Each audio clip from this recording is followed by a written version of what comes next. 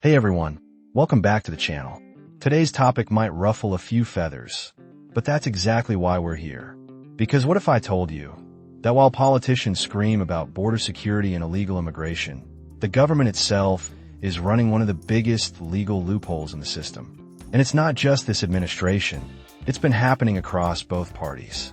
Yeah, we're talking about the H-2A program, a system that lets farmers legally bring in foreign workers, mostly from Mexico, to do the very same jobs that IC is supposedly cracking down on. Under this program, they brought in over 384,000 workers while doing mass deportation. See the Department of Agriculture stats for yourself. The link is in the description. So here's the setup. While IC is raiding neighborhoods, deporting people left and right, those same tax dollars are funding programs that fly in thousands of new workers legally. Let that sink in. You've got one branch of the government deporting people and another literally inviting them back in. Now, I'm not saying that the workers are doing anything wrong. They're just trying to survive. But this system, it's designed to keep farmers dependent and workers disposable. And that's why the title of this video is, Are Our Farmers the Welfare Queens of Modern America? Because if we really look at it, some of these massive agricultural corporations are living off government subsidies, tax breaks, and imported labor, while still complaining they can't find Americans to work. Now, don't get me wrong, small farmers are struggling. But when you start digging into the data, you find that it's not the little family farm that's running these programs. It's the big guys, the ones with lobbyists, the ones with PAC money, the ones that donate to both Democrats and Republicans. And here's where it gets wild. The only reason these farms are actually running low on workers right now is because the government shutdown has slowed down visa processing. So, while IC is still out there rounding up people, the farms can't bring in their new set of foreign workers to replace them. You see the irony yet? We're paying to remove workers just to pay again to bring them back. And that's why, if you've been watching my channel, this should sound familiar. Remember our video on classism?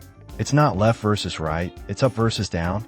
If you haven't seen it yet, go check it out after this video. Because what's happening here is the exact same playbook.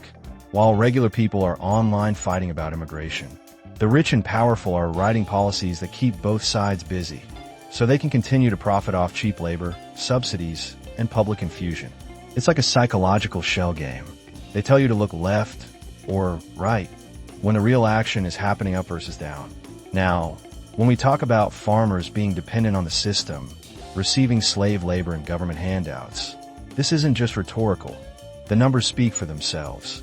Every year, the federal government pours tens of billions of dollars into subsidies for agriculture.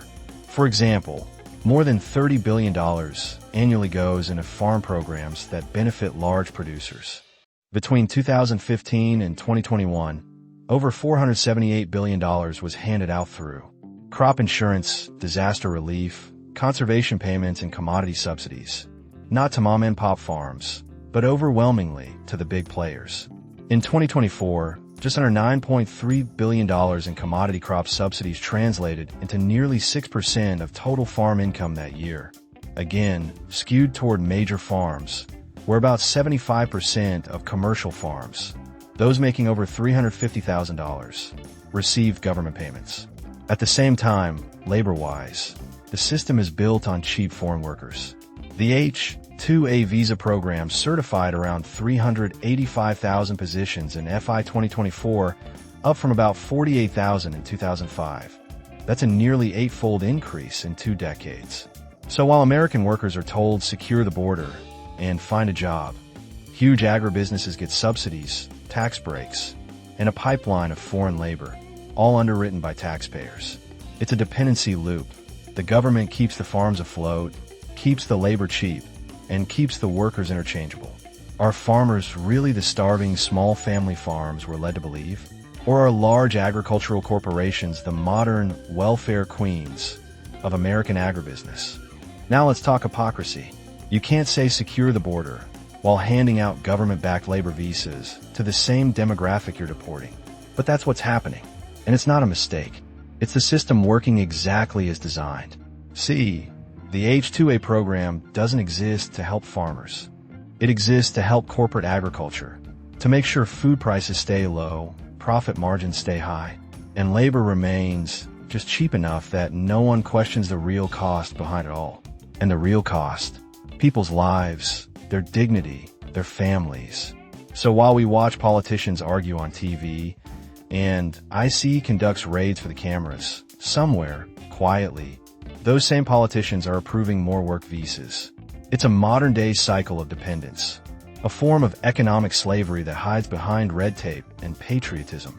And if you're wondering how we got here, it's because we've been psychologically conditioned to see the world in black and white, left versus right, when the truth is far more complex.